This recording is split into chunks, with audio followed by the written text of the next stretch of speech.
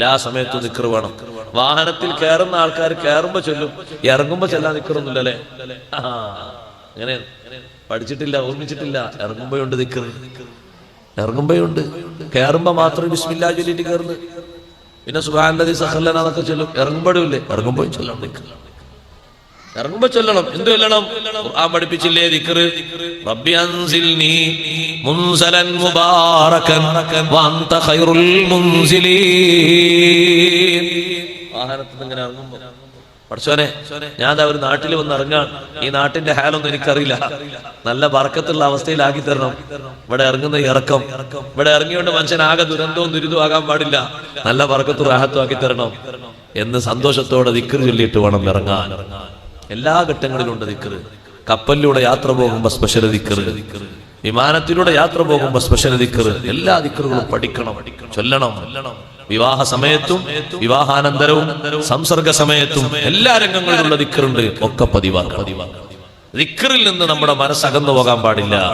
മനസ്സിന് കേടുവന്നത് 3 കാര്യങ്ങളിലാണെന്ന് ഹദീസിൽ പറഞ്ഞപ്പോ, ഒന്നാമത്തത് അൽ ഗഫ്ലത്തു അൻ ദിക്രില്ലാഹി അസ്സ വജൽ, രണ്ടാമത്തത് അഷ്റഫുൽ ഖൽഖ് റസൂലുള്ളാഹി സ്വല്ലല്ലാഹു അലൈഹി വസല്ലം പഠിപ്പിക്കുന്നു വൽ ഗഫ്ലത്തു മിൻ ലദുൻ അൻ യുസല്ലി അസ്സുബ്ഹ ഇലാ തുലൂഇ ശംസി. അത് ഈ നാട്ടിലുണ്ടോ എന്ന് എനിക്കറിയില്ല. ഇവിടെ ഇപ്പൊ രാവിലെ നല്ല തണുപ്പുണ്ടോ? മഞ്ഞുണ്ടോ? അല്ലേ? ചെറിയ തണുപ്പുള്ളൂ. നല്ല കാത്ത്. സുബഹി നിസ്കാരം കഴിഞ്ഞിട്ട് ചില വീടുകളിലൊക്കെ ഒരുറക്കം കൊണ്ടുറങ്ങും പെട്ടെന്ന്. സമാധാനം എന്തായിരിക്കും? സുബഹി നിസ്കരിച്ചല്ലോ എന്നായിരിക്കും അല്ലേ? സുബഹി നിസ്കരിച്ച് മുതൽ സംഭാവന ബക്കറ്റ് വരുന്നുണ്ട്. എല്ലാവരും നല്ല സംഭാവന കൊടുക്കണം. ഞാനും കൊടുക്കണല്ലോ. പരിപാടിക്ക് സംഭാവന എല്ലാവർക്കും വാങ്ങട്ടെ പോലെ. ചുറ്റുപാടൊക്കെ ആൾക്കാരുണ്ട്, എല്ലാവർക്കും വാങ്ങാം. എല്ലാവരും കൊടുക്കണം, സംഭാവന കൊടുക്കണം, കുറക്കാൻ പാടില്ല. വൽ ഗഫ്ലത്തു മിൻ ലദുൻ അൻ യുസല്ലി അസ്സുബ്ഹ ഇലാ തുലൂഇ ശംസി. ഖൽബിന് നല്ല ഹയാത്ത് കിട്ടുന്ന നേരമാണ്. സുബഹി നിസ്കരിച്ച് സൂര്യൻ ഉദിക്കുന്നത് വരെ ഉറങ്ങാൻ പാടില്ല, അശ്രദ്ധയിലാകാൻ പാടില്ല. നല്ല തണുപ്പും നല്ല കാറ്റും ഒക്കെ വരും. അപ്പൊ ചില ആൾക്കാർ കട്ടൻ ചായ കുടിച്ചു നോക്കും. കട്ടൻ ചായ കുടിച്ചിട്ട് തീവ്രമായിട്ട് ഉറക്കം വരാണ്. നല്ലോണം നടന്നിട്ട് അങ്ങോട്ട് ദിക്റിൽ കൂടി ഉറക്കം കൊണ്ട് പോയിക്കോളും. സൂര്യൻ ഉദിക്കുന്നവരെ ആ ടൈം വരെ അഡ്ജസ്റ്റ് ചെയ്യാം.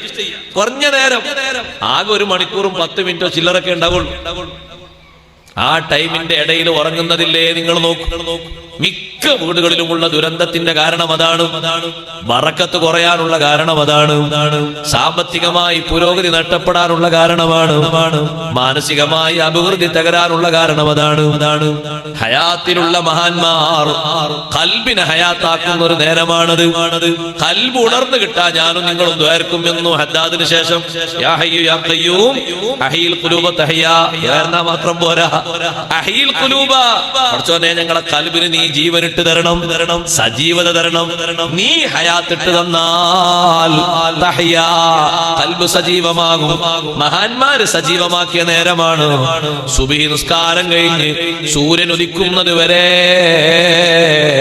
ഉറങ്ങാവതല്ല. കുട്ടികൾ ഉണരുന്ന ഉറക്കമുണ്ട്, അത് നിങ്ങൾ ശല്യം ചെയ്യാൻ പോകണ്ട. അവർ കുട്ടികളാണ്. കുട്ടികളെക്കാളും ഇപ്പൊ ഉറങ്ങുന്നത് വലിയവരാണ്. ചില വീട്ടിൽ സുബഹിക്ക് എണീക്കാത്ത വീടാണ്. അവിടുത്തെ ഗഫലത്ത് മാറൂല, അവിടുത്തെ അശ്രദ്ധ മാറൂല. വെറുതെ പറയല്ല, ഞാൻ ആക്ഷേപിക്കല്ല. സുബഹി നിസ്കാരം കഴിഞ്ഞിട്ട് സൂര്യൻ ഉദിക്കുന്നതിനിടയിൽ ഒരു ദിവസം ഒന്ന് ഉറങ്ങാൻ വേണ്ടിയിട്ടൊന്ന് കടന്നു. ആര്?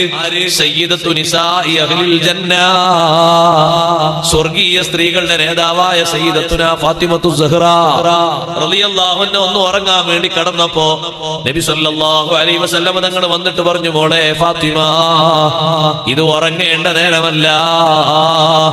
സുബഹി നിസ്കാരം കഴിഞ്ഞ് സൂര്യൻ ഉദിക്കുന്ന സമയം വരെ ഉറങ്ങരുത്. ഇതിപ്പോ ഞാൻ വാത് പറഞ്ഞതേ, കുറച്ചുകൂടി കഴിഞ്ഞാൽ റജബും കഴിഞ്ഞ് ശഅബാനും കഴിഞ്ഞ് റമദാൻ വരാണ്ട്. നല്ലോണം കാതിൽ ഉറപ്പിക്കണം. റമദാനായ സുബഹി നിസ്കാരം കഴിഞ്ഞാൽ പലരും ഇങ്ങനെ ആടാൻ തുടങ്ങും. ഉസ്താദ് അങ്ങനൊക്കെ വാത് പറഞ്ഞിട്ടുണ്ടെങ്കിൽ പഠിച്ചോനെ ഈ നേരത്തുള്ള വർക്കിന്റെ സുഖം പറയാൻ കഴിയും. അത്രയും സുഖല്ലേ.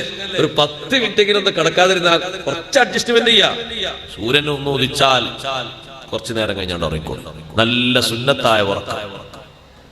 പിന്നെ കാര്യമായിട്ട് തൊഴിലും പണിയൊന്നും ഇല്ലാത്തവര്, വീട്ടുകാർക്കൊരു ഭാരമാകണ്ടായിട്ട് ദുഹർ വരെ വേണമെങ്കിൽ ഉറങ്ങിക്കൊള്ളും. വീട്ടുകാർക്കൊരു സമാധാനം ഉണ്ടാവും.